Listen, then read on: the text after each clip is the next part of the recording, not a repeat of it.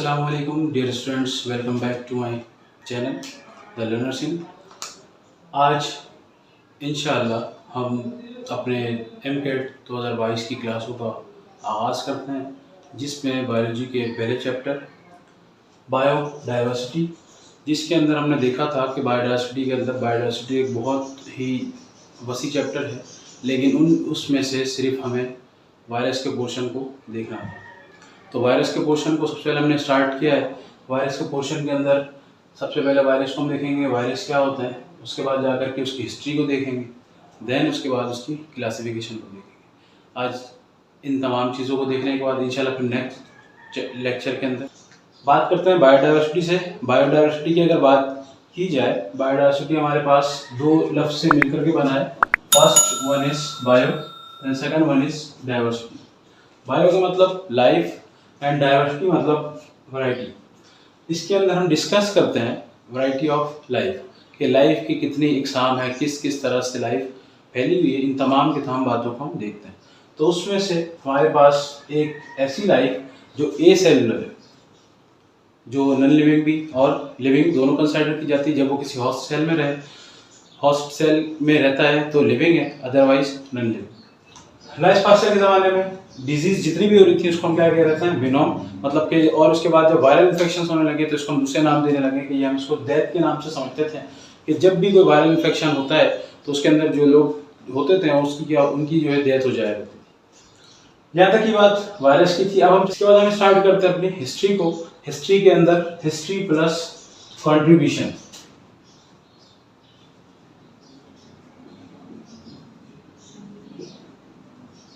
Contributions किस तरह से कि हमारे पास लाइन से हमने स्टार्ट किया 1796 से लेकर के 1935 स्टार्ट किया हमने 1796 से 1935 तक।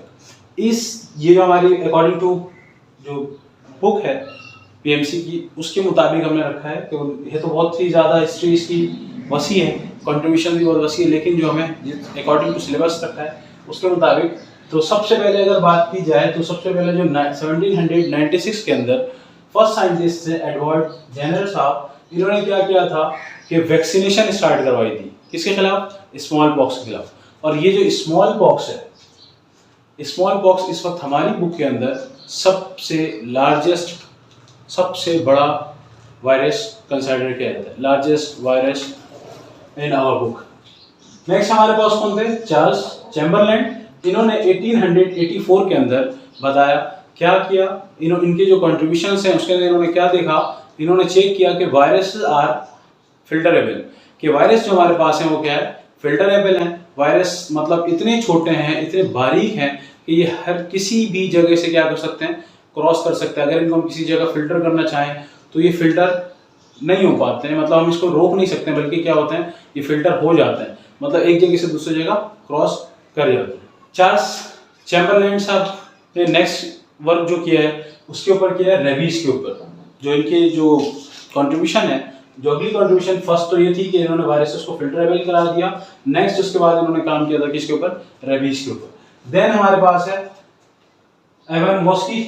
1892 के अंदर इन्होंने क्या किया, इन्होंने भी फिल्टरेबल वायरस को दोबारा से चेक किया। इन्होंने TMV वायरस के ऊपर काम किया, टोबैको मोज़ाइक वायरस के ऊपर। और इन्होंने बताया कि अगर टोबैको मोज़ाइक वायरस को हम फिल्टर करने के बाद उस वाटर को अगर दोबारा से हम उस लीफ के ऊपर डालें तो होता ये है कि वहाँ पे TMV वायरस दोबारा से इंटर कर जाता है। तो इसका मतलब हमें ये समझ में आता है उस थ्योरी से, उस वर्क से, कि ये जो वायरसेस हैं वो क्या है, फिल्टरेबल है। नेक्स्ट हमारे पास है वॉल्टर रीड।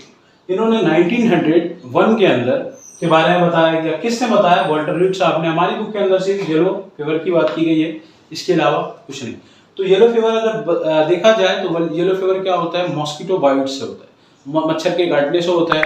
और इसके सिम्टम्स जो है तकरीबन 6 से 8 दिन बाद अपीयर्स होते हैं। और इसमें अगर उसके केयरिंग नहीं की जाए तो आखिर में डेथ भी हो सकती है। इसके बाद नेक्स्ट हमारे पास है टीवर्ड साहब। 1950 के अंदर बैक्टीरियोफेज के बारे में इन्होंने बताया, बैक्टीरियोफेज के ऊपर, बैक्टीरिया के ऊपर काम किया। और उन्होंने बताया कि ई कॉली ईटर्स हमारे पास बैक्टीरियोफेज को क्या कहा कि ई कोलाई ईटर्स, ये जो ई कोलाई का पूरा कॉलोनी है इसको क्या करते हैं, खा जाते हैं, इनको खत्म कर देते हैं, खा लेते हैं।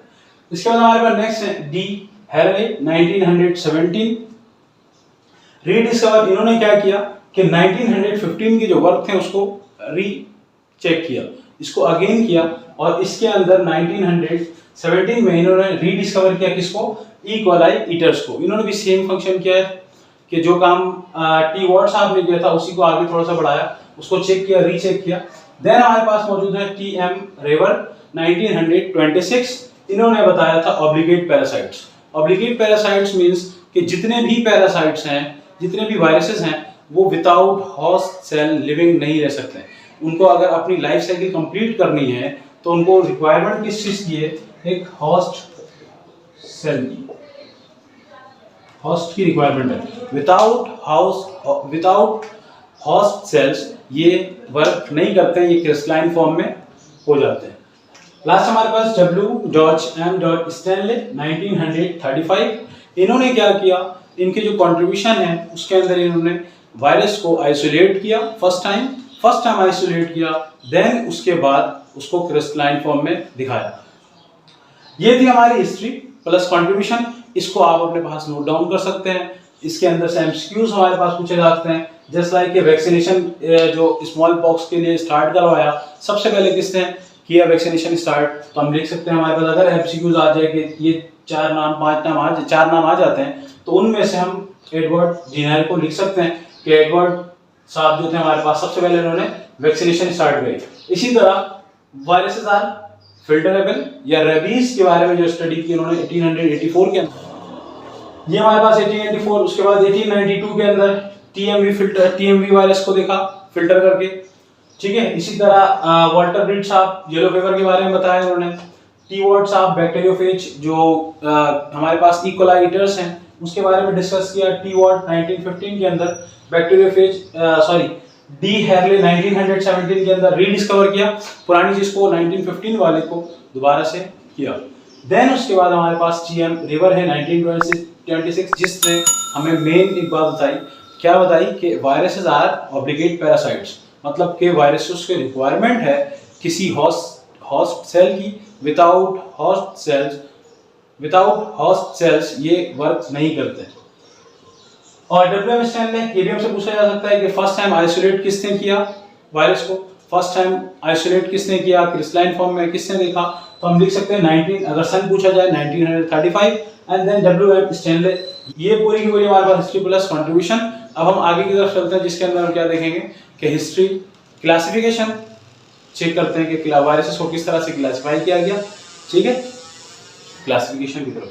जब क्लासिफिकेशन के बाद पहुंचते हैं कि वायरसेस की क्लासिफिकेशन, तो वायरसेस क्लासिफिकेशन को तीन तरीके से, तीन बिहाफ पे वायरस की क्लासिफिकेशन को हमने 3 टाइप्स के अंदर डिवाइड किया। Number 1 host, number 2 genome, number 3 morphology. First हम देखते हैं होस्ट के अंदर के होस्ट कितने हैं वायरसेस के लिए। तो वायरसेस के लिए हमारे पास 3 तरह के होस्ट नजर आते हैं। Number 1 plants, number 2 animals, number 3 bacteria. अगर बात की जाए कि प्लांट्स के अंदर हमारे पास कौन से वायरसेस हैं, तो हमारे पास प्लांट के अंदर जो वायरस नजर आता है TMV, tobacco mosaic virus. Animals के अंदर हमारे पास पोलियो,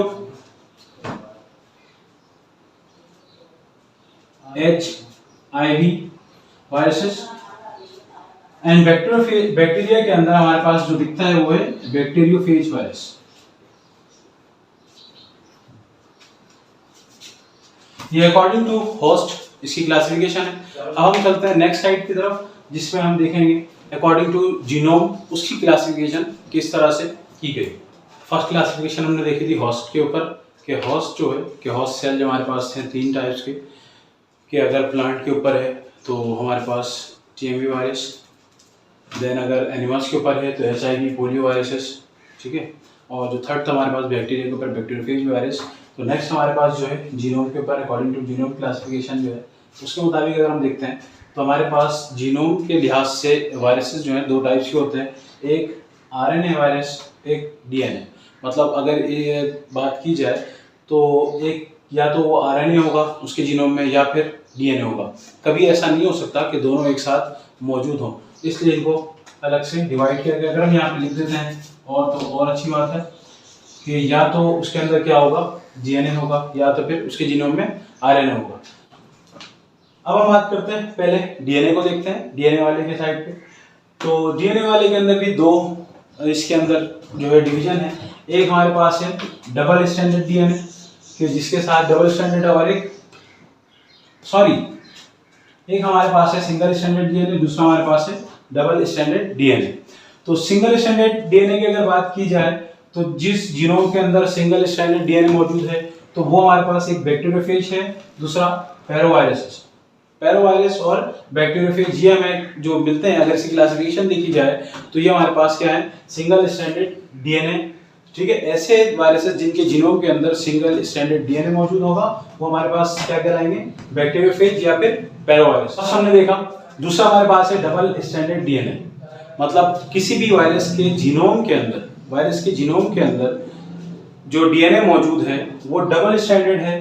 तो उसके अंदर हमारे पास जो वायरसेस मिलती है, एक पॉक्स मिलती है, स्मॉल पॉक्स, दूसरा herpes एंड हेपेटाइटिस बी। ये तीन केस हमें कहाँ नजर आते हैं। अगर आपसे पूछा जाए कि हेपेटाइटिस बी कौन से क्लासिफिकेशन के अंदर आता है, वायरस की कौन सी क्लासिफिकेशन में, मतलब वायरस कौन से वायरस के अंदर, तो हम कह सकते हैं डबल स्टैंडर्ड डीएनए। ऐसे वायरसेस जिनके जीनोम के अंदर डबल स्टैंडर्ड डीएनए मौजूद है वो कहाँ पे आते हैं, हेपेटाइटिस बी उसके अंदर आता है, herpes आता है, पॉक्स आता है। और अगर कहा जाए सिंगल स्टैंडर्ड डीएनए तो बैक्टीरियोफेज और पैरोवायरसेस। अब हम चलते हैं आरएनए की साइड पे। आरएनए की अगर बात की जाए तो हमारे पास आरएनए भी इसी तरह से दो है कि एक हमारे पास सिंगल स्टैंडर्ड आरएनए, दूसरा हमारे पास डबल स्टैंडर्ड आरएनए। तो सबसे पहले हम देखते हैं डबल स्टैंडर्ड आरएनए। अगर किसी भी वायरस के अंदर डबल स्टैंडर्ड डीएनए मौजूद है, डबल स्टैंडर्ड, हम देखते हैं अपने किस साइड पे, आरएनए वाले पोर्शन के अंदर जाते हैं। तो आरएनए वाले पोर्शन के अंदर हम देखते हैं तो वो भी क्या है, दो हिस्सों का डिवाइड है, एक डबल स्टैंडर्ड आरएनए और एक सिंगल स्टैंडर्ड आरएनए। अगर हम बात करते हैं पहले डबल स्टैंडर्ड आरएनए की, तो जिस वायरस के जीनोम के अंदर डबल स्टैंडर्ड आरएनए मौजूद है तो वो हमारे पास है रिबोवायरस। अगर हमसे पूछा जाए एमसीक्यूज के अंदर कि रिबोवायरस क्या होता है, कि रिबोवायरस की क्लासिफिकेशन क्या है, तो हम कह सकते हैं कि यहाँ पे डबल स्टैंडर्ड आरएनए वाले पोर्शन के अंदर आता है। और अगर इसी तरह दूसरे साइड पे हम चलते हैं जहाँ पे सिंगल स्टैंडर्ड आरएनए, तो सिंगल स्टैंडर्ड आरएनए के अंदर हम देखते हैं पहला कि सिंगल स्टैंडर्ड आरएनए जो है उसके अंदर रेट्रोवायरसेस और HIV, human immune deficiency viruses. दूसरे अगर बात की जाए पॉजिटिव सेंस के अंदर, तो positive sense single standard RNA है। इसके अंदर अगर मैसेंजर आरएनए वर्क करना शुरू कर दे, मैसेंजर आरएनए खुद अगर वर्क करे तो फिर इसकी जो ये पॉजिटिव सेंस है। अगर इसके अंदर जो पॉजिटिव सेंस है उसके अंदर होता है क्या है कि मैसेंजर आरएनए मिलकर के काम करना शुरू कर देता है। तो उसके अंदर हमारे पास दो क्लासिफिकेशन आती है, हेपेटाइटिस ए और प्लस हेपेटाइटिस सी। जबकि हेपेटाइटिस बी की अगर बात की जाए तो हमारे पास क्या है, डबल स्टैंडर्ड डीएनए वाले में, और जो हेपेटाइटिस ए और सी है ये हमारे पास सिंगल स्टैंडर्ड आरएनए के अंदर पाया जाता है। और उसके साथ साथ क्या है, रोबेला मौजूद है। लास्ट वाले को हम देखते हैं जहाँ पे क्या है, negative sense are single standard RNA. तो नेगेटिव सेंस के अंदर क्या होता है कि यहाँ पे आरएनए जो है एज अ टेम्पलेट की तो फॉर्म पे काम करेगा, सिर्फ काम करने के लिए होगा। और इसके अंदर जो हमारे पास है रेबीज को हम कंसीडर करते हैं। अगर हमसे पूछा जाए कि रेबीज की क्लासिफिकेशन क्या है तो हम बता सकते हैं कि नेगेटिव सेंस और सिंगल स्टैंडर्ड आरएनए के अंदर है, मतलब ऐसे वायरसेस जिनके जीनोम के अंदर क्या हो, आरएनए मौजूद हो, और आरएनए भी कौन सा मौजूद हो, सिंगल स्टैंडर्ड, वो भी नेगेटिव वाला, नेगेटिव सेंस का मतलब समझ में आ गया होगा कि आरएनए जो हमारे पास क्या करेगा, एज ए टेम्पलेट के तौर पे काम करेगा। थर्ड हमारे पास है मॉर्फोलॉजी। इस मॉर्फोलॉजी को इंशाअल्लाह हम अगले लेक्चर्स के अंदर देखते हैं, क्योंकि ये ज्यादा डिटेल के अंदर हम देखेंगे और ज्यादा, और जितनी भी चीजें बताई गई हैं ये अभी हम सिंपली फॉर्म में पढ़ लें इंशाअल्लाह। आहिस्ता आहिस्ता इसके तमाम के तमाम डिटेल्स को भी हम पढ़ेंगे, तमाम डिटेल्स को देखेंगे ताकि और ज्यादा आसानी हो। तो इस चैनल के साथ बंधे रहिए। जब तक के लिए अल्लाह हाफिज।